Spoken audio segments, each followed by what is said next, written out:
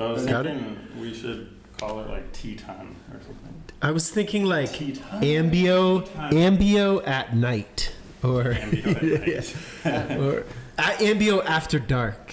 Even though the sun's blazing in my eyes. Should we chat about this already? I think it's started. Okay. Yeah. Okay. Say 1, 2, 3. There. Going. I think we should also do like, I'm Trevor Millar. I'm Jonathan Dickinson. I'm Jose I Inzunza. agree. And this is the Ambio Podcast. Okay. Let's do it quick. Okay. You start. I'm Trevor Millar. I'm Jonathan Dickinson. I'm Jose Inzunza. And this is the Ambio Podcast. Welcome you all. Right on, guys. To our first episode. I'm not supposed to look at the camera, right? No, we're Yeah. super excited to be here. We're excited. I mean, we're taking our Saturday of being resting at home, and it's like, let's do this. Let's do Let's this. jump into this. It's funny. We spend all this time together all week, and we thought, why don't we spend more time together? We love to chat each other about this kind of stuff. Let's record it. Yeah. So, I guess for people who may one day be our audience, we are Jonathan, Trevor, Jose, and we are partners in a business called Ambio Life Sciences. We have a unique occupation in that we provide the most powerful psychedelic on earth to people for multiple different reasons. And we all came into this in different ways, but we came together, which is the important part. And we've created a really special little thing that I think we've survived so far on word of mouth, but we recognize that we are doing something super cool and more people should know about it. So what's the cool thing to do these days? Let's start a fucking podcast. Let's talk about it. I don't know. Are we going to swear on our podcast? I think we just did. Yeah, I don't think it's especially with our clientele. So why the fuck are we here doing this work? Why did you guys start working with ibogaine? Jose? So since I was a kid, I've been feeling the need to help people. I don't know why. Like, that's been something that my father and my mom saw that since the beginning. And then that's why I jumped into paramedic school and all this stuff. But when I saw my first patient, for example, going through ibogaine, for me, I got trapped by how a substance can be that powerful. And so I was really ignorant by that time. I was a kid. I was 19 years old. How did you even get invited to your first ibogaine treatment? So I was working in an ambulance, oh shit. Oh no. Oh shit. And cut.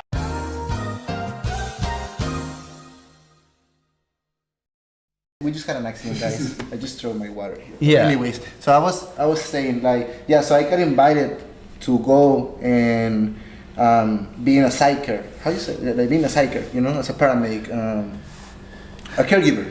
Yeah, caregiver. To a treatment, right? Help out with an A more ibogaine treatment. senior paramedic and accompanying them. Exactly. on the ride. Yeah. And I was just the rookie paramedic going to the first ibogaine treatment, Okay. And then, so I stayed all night doing that and being from somebody doing that, which is just laying down, but I don't know, it was an amazing experience, She was doing detox, and then 12 hours after that, she was... So you were sitting there all night? All night, like really I got super trapped that I was like, this is cool. Like, she's hallucinating, I'm checking her vitals, I'm checking her heart monitor, like this is like a dream for me, because it's like, I really like psychedelics and that stuff, and I was like, I can do both in here. That was like, what the fuck, And then the client, it was like, 12 hours after, like, she was a hardcore addict guy, like, super hardcore addict, and she was fucking great. Mm-hmm. Like, she was like crawling for life and willing, and I was like, what the fuck you just did? And then I just got trapped, Mm-hmm. And then when you say trapped, what is the Spanish word that you're thinking of in your head? trapped, atrapado. That's literal. That's like the literal Yeah. translation. We always laugh at Jose's use of trapped because we think trapped is a negative thing. But you're saying like I got Yeah, like a positive trap. Yeah, very positive. You got pulled in. Sucked Pulled in. in. Yes, Yeah. yes. Captured. I was Yes. compelled. I couldn't escape. Yeah. Yeah. Yeah. But I think you for should. that. No, I think you should keep using trapped. I just think we should clarify. But yeah, man, like how you guys got like Sucked excited in? about, yeah, like trapped by this again. Yeah. It's true. It's funny because I always refer to something I term the iboga vortex, which is you hear about ibogaine or something, somebody mentions it, and all of a sudden you get sucked in and you're eventually going to do it. So we all kind of had that iboga vortex, That's for and sure. even coming to work with it. Yeah. So Yeah. it is kind of, the vortex is a trap. Yeah. You're sucked in. Yeah, I mean, I was in high school. I was in like a military family, and we were moving all the time. And just in one of the shifts from like one small town vibe to another location that was very different, it was a little jarring. So I, was going through a normal hard time, and I went into the doctor, and they made me fill out this 10-question questionnaire, and at the end of it, it said Zoloft on the top, you know what I mean? Like, it was a Zoloft questionnaire, and after I filled it out, No they way. basically said I scored enough points, so I need to get Zoloft. So that's how I started taking it, and then, you know, eventually had to go see another doctor. I got switched onto Effexor, and then I just wasn't able to sleep, and they added Celexa, and like they were just throwing shit at me. How old were you? I mean, I was in grade 10, so how old are you? Jesus, you're a kid still, though. Yeah, I What are was you, just pissed off. I was pissed off. 14 years old? I was pissed off. I had some reasons to be pissed off, and that's what the solution was. So, but at some point, I just told him to fuck off. Like, I wasn't gonna take the medication anymore. But then I had a really hard time. Like, I was going through periods where, like, I ended up in philosophy school. That was that was like the lowest point.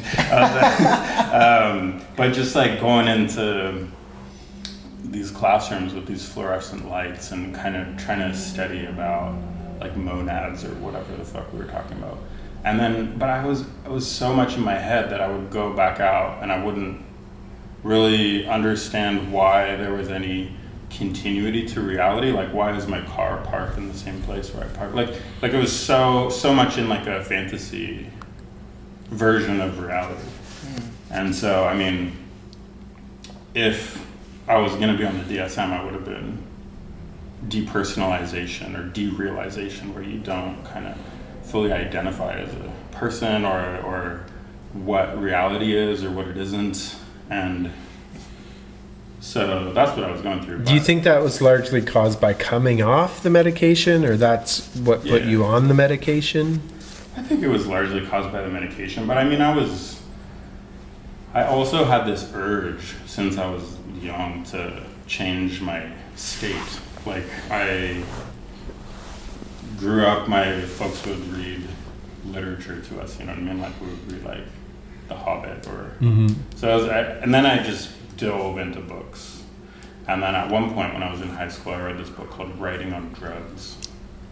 And it was it was the course of literature in Western civilization and how different stories came about at different times because people had access to different drugs to be able to think differently about them. So like Mary Shelley, when she wrote Frankenstein, had access to laudanum, which was like opium that gets stored in an alcohol that you drink and stuff. So it's very trippy booze, but yeah, just different. Anyways, I got very pulled in by this idea of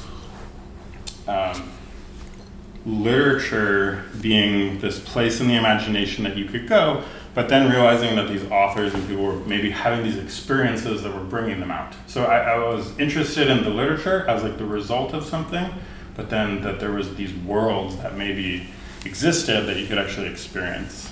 So I knew I wanted to be working with psychedelics long before I ever took them. That was like high school. Wow. Like that was going to be my path. So eventually I dropped out of philosophy school and went down to Mexico and took a lot of psychedelics, and that helped. You know, Yeah. like I don't know if you guys have had that experience at some point, but where I wasn't feeling like things were real, or I wasn't feeling like a person. All of a sudden, I felt like I was in my body and I was in reality. That I kind of came back into myself, and yeah, that was really powerful. Right on. Yeah, I feel related to that. Like not into that consciousness state, but for me it was like I was not consciousness about anything. Like my childhood, it was like automatic. Like I don't like. I still have issues with that because, you know, like everything, it was like, I don't know, I was just in automatic mode. And my first thing, it was weed. Like that shit, it was medicine for me. Yeah. Weed, not it opened wheat. my head. Yeah. I did it, obviously, I did it like when I was 18, 19 years old. And it opened my head in a really positive way when I was like, what the fuck? And then it was acid mushrooms. But once I did ibogaine, that was the thing that it was like, oh, I feel like what you're saying, like, this is me. What the fuck? Like, now I have agency, you know, like, and then that's when I start going crazy at school and achieving stuff. Because at the past, I was unable. I was, you know, I was really distracted, ADHD, all that shit, like super distracted, and it was crazy. So I feel related to it. Totally psychedelics fucking did that to me. Yeah. I remember when I was a kid, I don't know how old I was, but I remember where I was. There was a room in our house that was considered the playroom, and I kind of had my hand on the doorknob going into the playroom, and something, I feel like the matrix completely descended upon me, and all of a sudden I realized, I'm like, oh, there's no magic in the world at all. And I just totally, the rational, pinball, materialistic universe sank upon me. And I was like, oh, that sucks. There's no magic at all. And then I think that's what psychedelics did for me. Thinking back on it, is it reintroduced the possibility of magic and just something greater than just this boring materialistic world. But I think my first time doing LSD, I was only 14 years old, but I remember coming home that night and lying in bed and just having the kind of classic psychedelic swirls going on in my head as I'm trying to fall asleep. Not very well, but just psychedelics overall just reintroduced that potential to magic to me. And magic's more kind of sleight of hand, trickster, illusion, not really happening, but I think it brings you in touch with kind of this deeper level of reality that's exciting again. Oh yeah, life does have some unknown to it. Let's explore that. Yeah. Life can be really psychedelic. Yeah. Life can be. Should be. Yeah. Yeah, for me it was almost opposite. Like I was so much in my head. And I was obsessed with ideas of like magic or tarot cards or astrology and stuff. And they kind of made me excited about reality. And they made me excited about, like, just even, especially after ibogaine. Like there was a little bit of obsession still going on after all the acid and the mushrooms. There was still a little bit of like being up in my head. And after really, getting immersed in ibogaine, that was gone. And it was just even waking up and having like mundane chores to do or like day-to-day things all of a sudden had a kind of element of magic. Like, just being alive or just the material existence. You know what I mean? All of a sudden seemed enough. Like I didn't need anything else more magical to be there. I could just be with what it was. That's how I kind of beautiful felt eventually. Beautiful. Yeah. So what do we want this podcast to be? What do we want the podcast to be? I think we should talk about optimization. Yeah. I think that's something that we're talking about right now. Yeah, I think that's crucial. I think with the quote-unquote psychedelic renaissance happening, it's all about the therapeutic use, and how to heal yourself. That's the general conversation. There's not much conversation about the recreational use of these substances anymore, although we could talk about that in this podcast too. And then there's this therapeutic use, but I think the untapped horizon is the optimization. Like, how do you, as I always say, and I always say before I always say it, is these substances are really good at getting you from -10 to 0, but they're also really good at getting you from 0 to +10 or beyond. I've experienced that.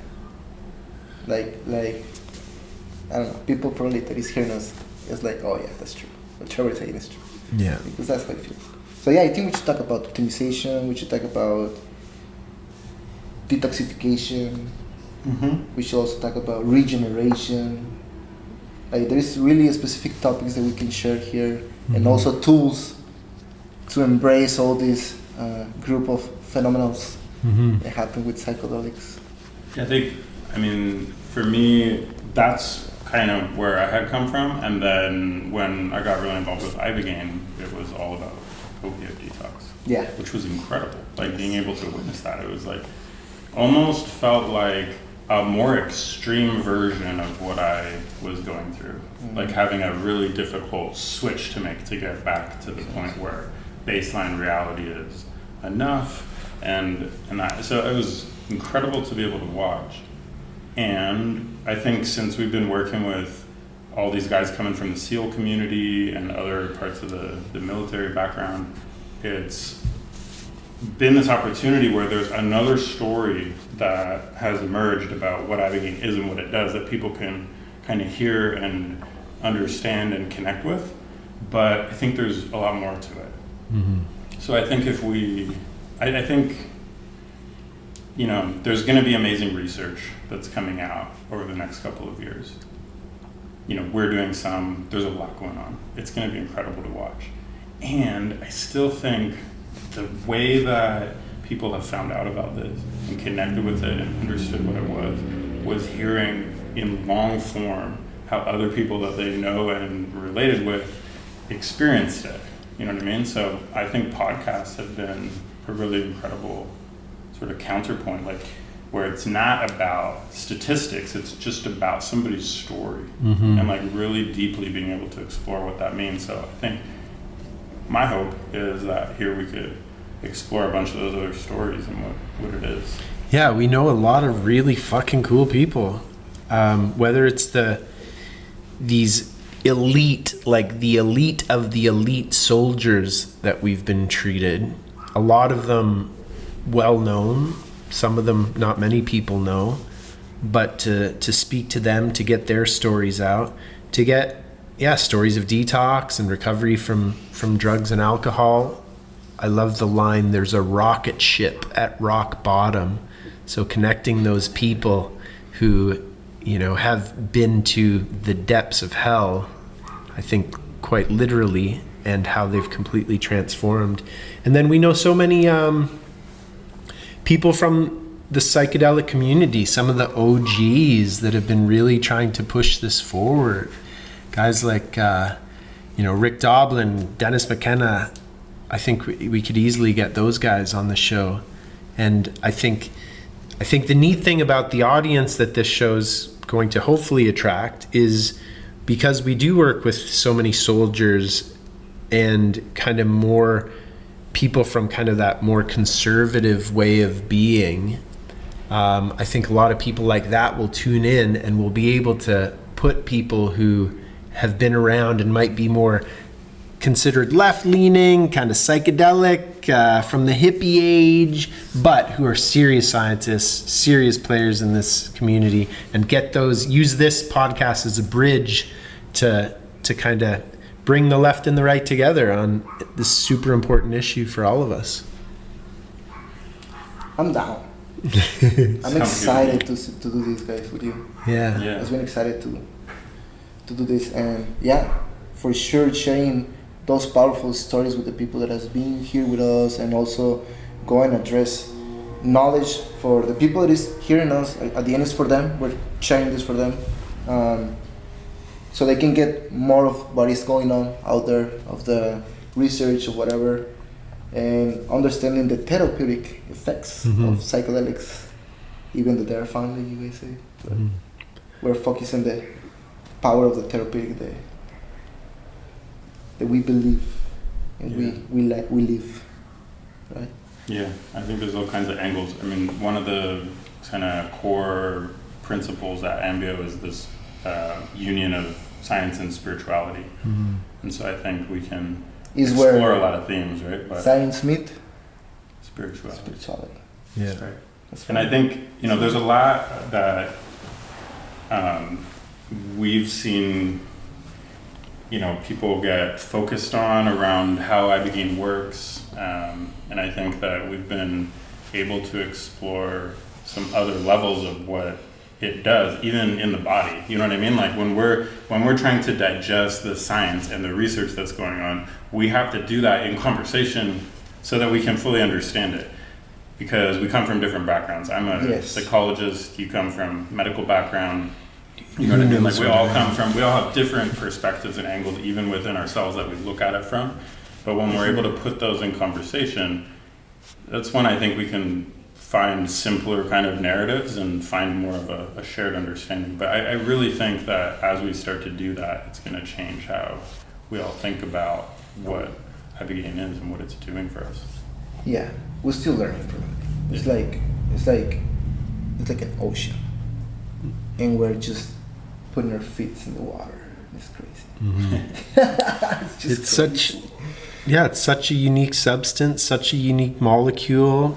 What little we do know about it scientifically, it kind of is, blowing people's minds. It works on multiple cell receptor sites. It seems to be doing something psychologically, as a lot of these psychedelic substances do, but ibogaine also seems to be doing something on the physical level. Like you can virtually take somebody off heroin overnight without the painful withdrawal. So it's going in and doing something to basically every cell in the body to help it move away from that painful withdrawals that comes from coming off opiates. And then it seems to be helping with traumatic brain injury, like going in and even showing up on brain scans, the brain's getting healthier and even younger. We are all very proud to have been part of a study with Stanford University, which has now been published in the journal Nature Medicine, one of the top 5 medical journals on earth. I think we could probably tap into Nolan Williams, the doctor at Stanford, and probably have him on the podcast at some point, maybe even in person. He's coming down soon enough. So I think that's another thing. The format might shift. We're in person here right now, but we might have to do Zoom calls with people moving forward, or we'll see how it all unfolds. For sure. Yeah, that's for sure. Yeah, there's a lot to unpack. I mean, like you were saying, you said ibogaine's working on all these neurotransmitter sites, and that's been for a long time. That's what people are saying is the mechanism is. It could be resetting the dopamine system. It could be, there's a couple of different neurotransmitter mechanisms. We can talk in detail about it, but that there's actually something much more fundamental that is causing all those neurotransmitter effects. And that's where we start to drill into kind of like a rabbit hole where there is still a mysterious component that pushes the limits of what we can explain neuropharmacologically. Like there's a paper that came out recently that said it's opaque in terms of our understanding, our ability to be able to describe in the current language. So there's little clues that we can look at so far, and we're going to be able to dig deeper, but we can talk a little bit about what that pathway looks like and why it's so amazing. For sure. I'll be excited to talk about that too, because we're learning about it still, And like you say, it's all about transmitter. There have been a bunch of theories, like there is a word that we cannot say because YouTube is going to shut us, but if people commit how they want to commit, and if they want to end their own life. Ibogaine has been really helpful for that. I mean, Ibogaine has been really helpful in a really extreme spheres in life, really extreme spheres in life, and there is stuff that hasn't been out there yet about what ibogaine can be doing, and we're still figuring out about that. So yeah, for sure we can talk about how it's making that in the body, but also how is that connection with the mind. Definitely. Because there is another huge part of there, like we want to understand a little bit more, you know, and what is happening with the people. But yeah, like things like solar energy, things like that. We'll talk about that. But for sure, what is the connection with that? Is one and of why is it something that's happening on a physical level and you feel amazing, but you're also experiencing it? Like there's something very fundamental about the connection between the mind and the body, but like really in the body. So, you know what I mean? like guys, like I got involved in this because it's the only substance that I know that makes this whole shit in the body in a really positive way. You know? Yeah, Nolan called it a symphony. Like ibogaine unleashes some kind of a symphony within the body. I agree with him. Yeah. It's like a master going in the body and orchestrating everything in a beautiful homeostatic way. We're just starting to learn about it, and we're just starting to, you know, we all have seen again and again, and it doesn't get old, the near miraculous ability for ibogaine to get people off opiates. It's wild. But we're only just uncovering other things it can do. Like this whole traumatic brain injury thing is new. Parkinson's disease has been spoken about before. We've seen that work. Multiple sclerosis, we've seen it work on that. I've seen it work for fibromyalgia. We have a case of lupus being nearly reversed now. So it's like, what else can ibogaine do? A friend of mine had a journey, and the ibogaine told her, I can heal anything. And I don't know, that's a pretty big claim. And at the same time, I'm starting to think with enough time, with enough medicine, with the right protocol, I would be surprised if ibogaine couldn't help with just about everything. To some degree, right? Yeah, to some degree, yeah. And like a tool, but if you add more tools to that powerful tool. Absolutely. You know?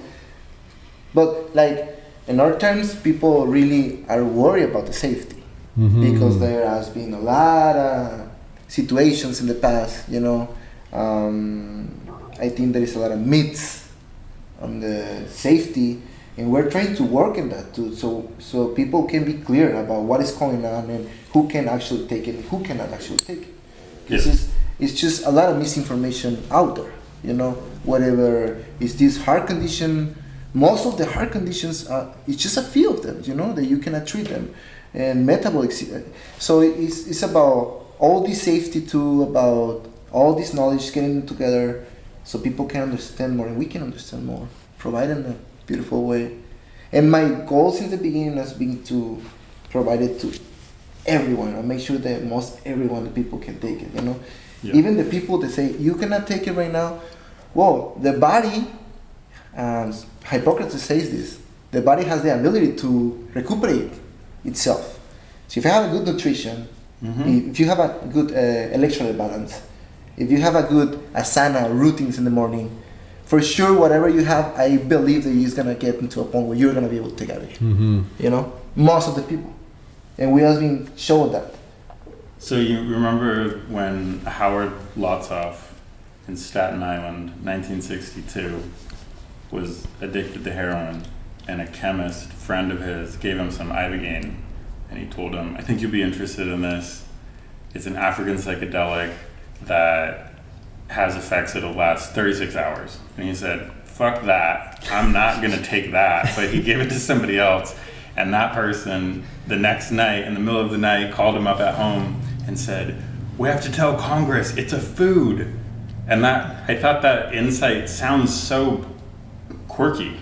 But when we're talking about what it's doing on a cellular level, and when you're talking about Hippocrates, that our medicine should be our food, there's some very fundamental way where it's nourishing the body, and it's doing it in such a way that it reveals that connection between the mind and the body. It's really bizarre.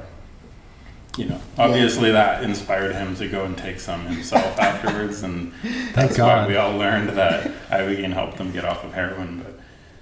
But I thought that idea that it's a food.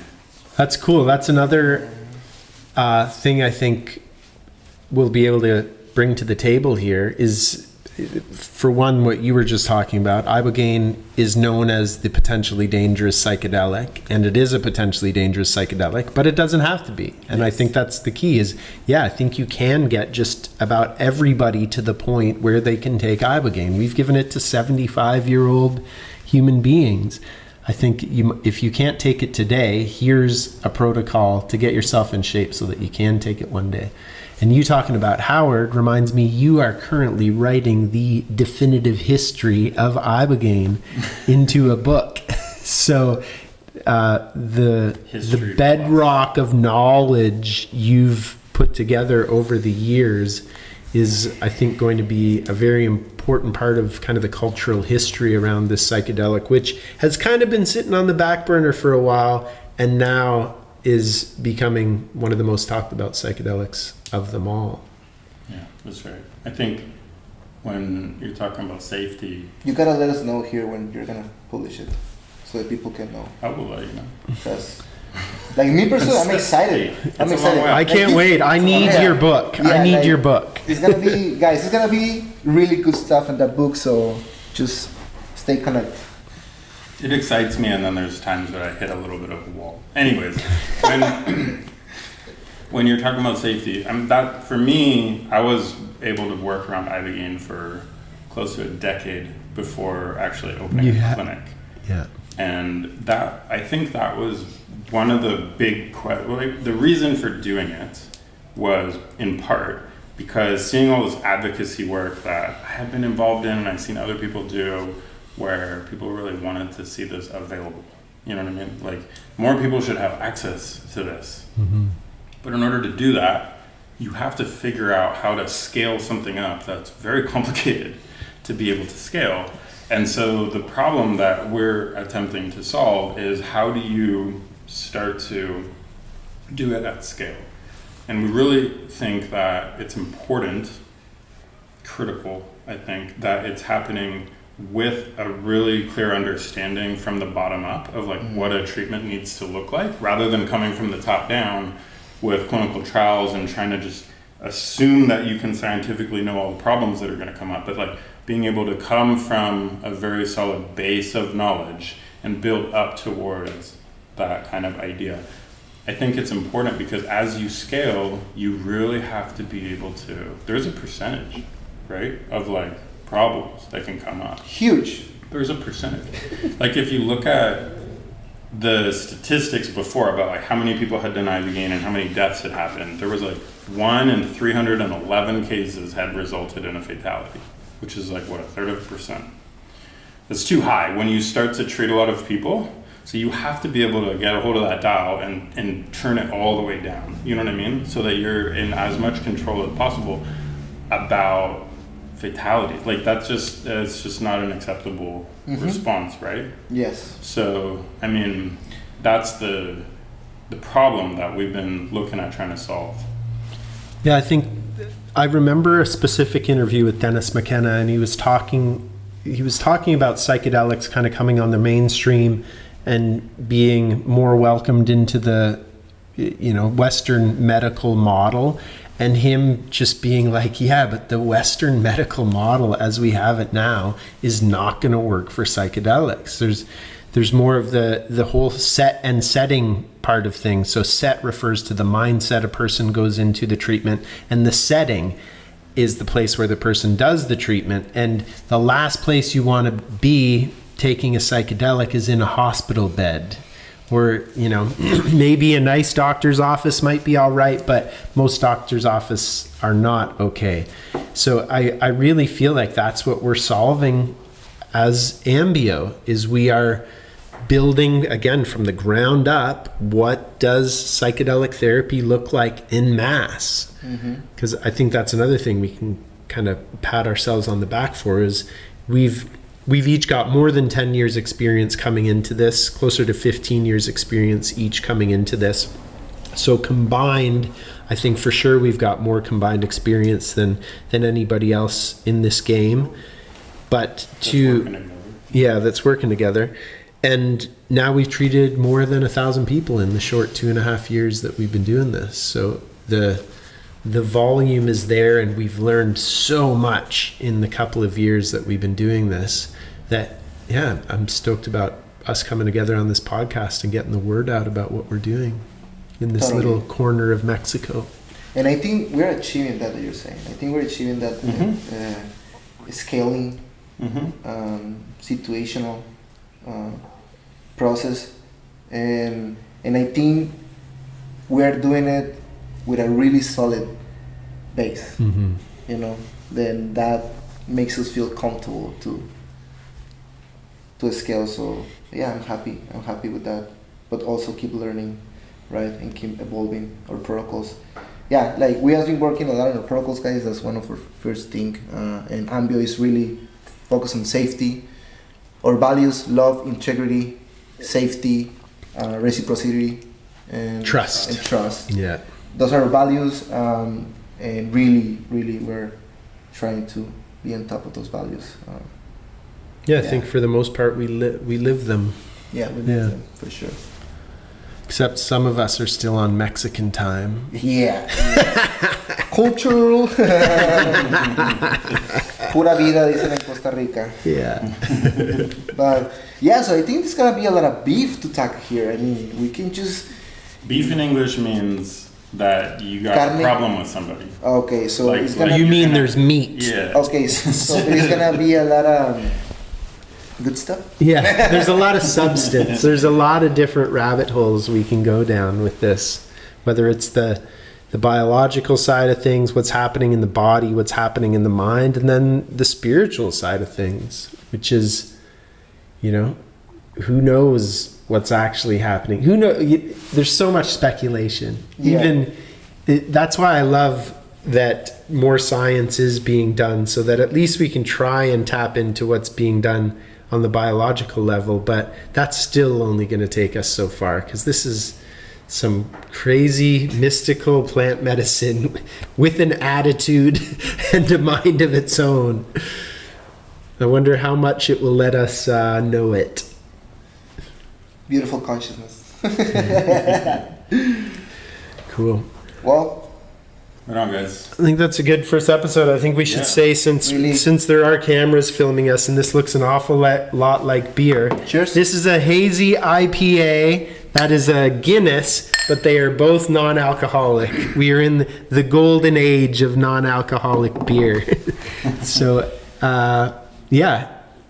health, fitness, vitality, optimization, regeneration, detoxification, all things this world sorely needs right now. And let's use the Ambio Podcast as a vehicle to help get it to the people. Let's do it.